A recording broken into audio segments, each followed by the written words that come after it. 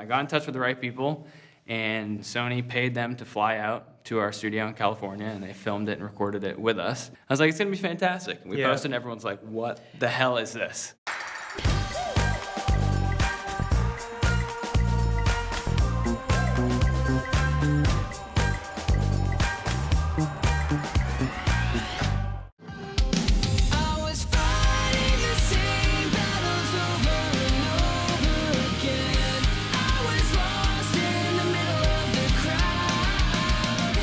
Hi, I'm Matt, and I sing and play guitar. I'm Trevor, I sing, and we are in a band called Our Last Night. I also produce all the music here in our recording studio in Franklin, Tennessee. And I do all of the business management and help with the video and editing. It starts with me, Trevor, and my brother Matt, and then we have Tim Malloy, he plays drums, and Woody Alexander Woodrow, who plays bass. And Woody has been in the band since we first started when we were 10, so it was me, Matt, and Woody who first started it. Tim was in another local band that we used to play with all the time. So he joined Our Last Night right before we signed, and it's a perfect fit, and yeah, he's been in the band since then. We are in our new studio right outside Nashville, which we got about a year ago. We completely built pretty much the whole thing. We got a warehouse and built a few rooms inside of the warehouse. We're in the live room right now. We film all our covers in here, track drums, and do all that. You got a nice lobby. You walk down a long hallway. You can either take a left, which will lead you straight into the live room, which is where we are, or you can keep going straight, which is Matt's lair, the control room. My cave. You can go back towards the front, take a left right when you get in, and that's where we have all of our merchandise. We're going to be shipping out everything ourselves. My office is over there. We have a conference room table, and I mean, everything that goes down here is pretty much what a record label would do, all under one roof. I mean, we're our own label, own publicist, own management. We just like to do everything ourselves, no matter what it is.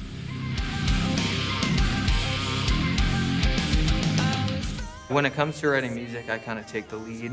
I record a lot of it, so a lot of times I'm kind of just sitting at my computer and kind of coming up with ideas and just recording little demos, and then I bring it to the guys and we kind of take it from there and figure out what songs we all like the most, or what ideas we like the most, and kind of make those full songs.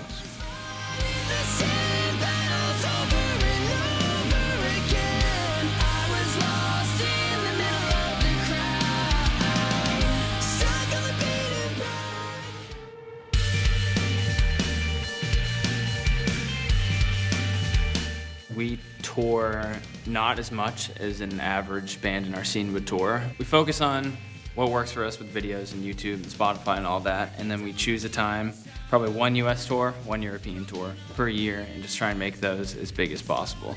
You can tell when we do 10 covers and put out a record or two in 1 year, you can tell the following tour is gonna have way more fans than the previous one did. So clearly all the videos that we do definitely translate with how many fans come to see you. It's just really about keeping up and being active as much as possible.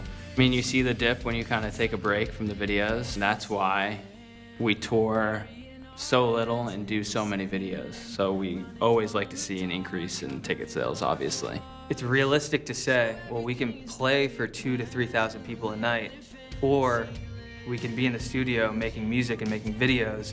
There's no limit to the amount of people that can see that, which is very powerful. That doesn't mean don't go on tour, but it does, you do have to value being in the studio and creating music and creating videos, I think a little bit higher than going on tour and playing for new people. We kind of look at touring as playing for the fans we've already created as like a cool experience to go and meet them and go and perform and give them like a cool show.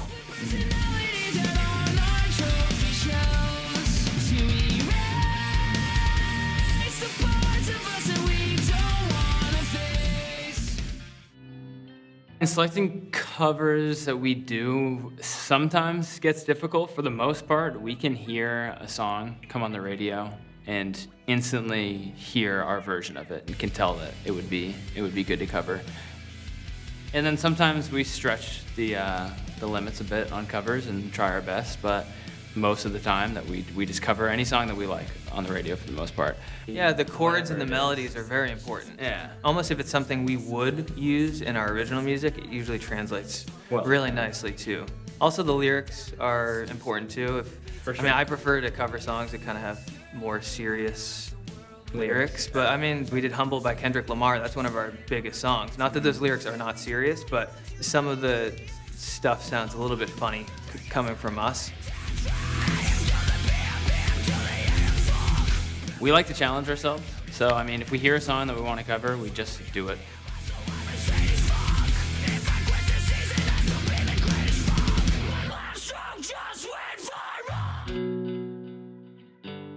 Now, I would say now we're known as the band that does the covers, Which is we totally were cool. scared of We in were the first scared place, kind of, but you know. But now, I mean, look where we're at. We draw thousands of kids, so I mean, I don't really care what the 100 people on Twitter say about you.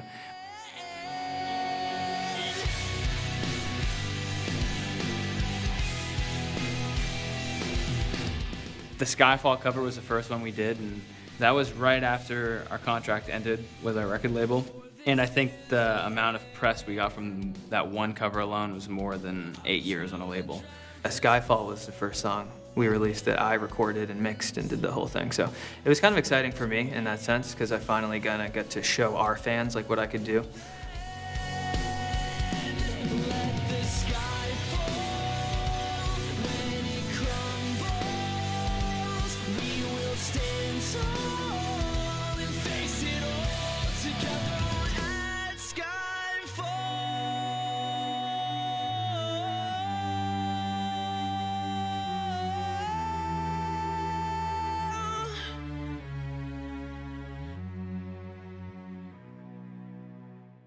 I had this big idea that I wanted to do a cover with the original artist. Who let the dogs out? So I had this Who Let the Dogs Out idea. I was like, I want to cover it. I don't know why, and I want to get them on our cover. Got in touch with So Bob. spent hours and hours finding management, whoever it was, and I got in touch with the right people. And Sony paid them to fly out to our studio in California, and they filmed it and recorded it with us. I was like, it's gonna be fantastic. We posted, and everyone's like, what the hell is this?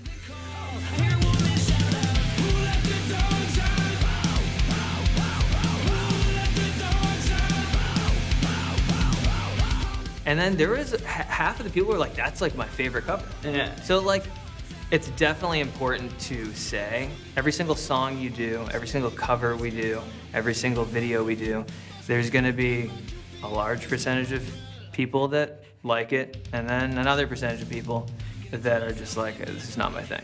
If you're trying to please everyone, you're just never gonna make anything that's of value or like an interesting piece of art ever, because not everything you do will please every single one of your fans. Mm-hmm.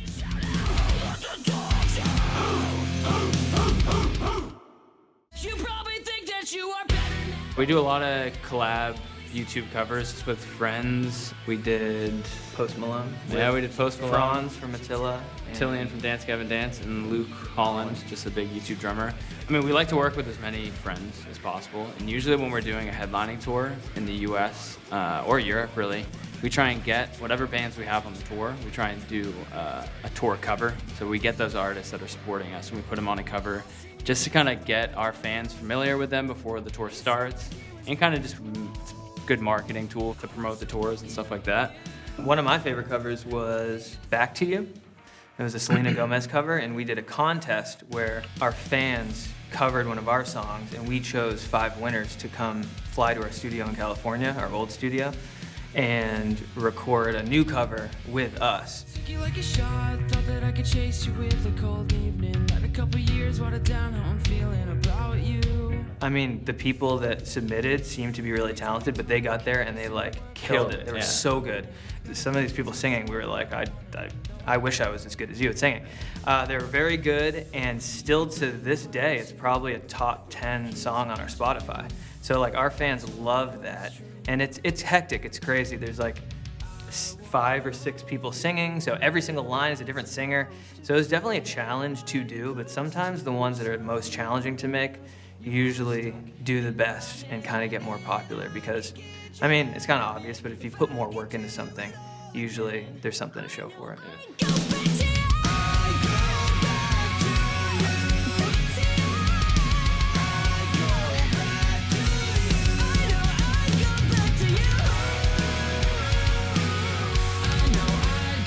To you.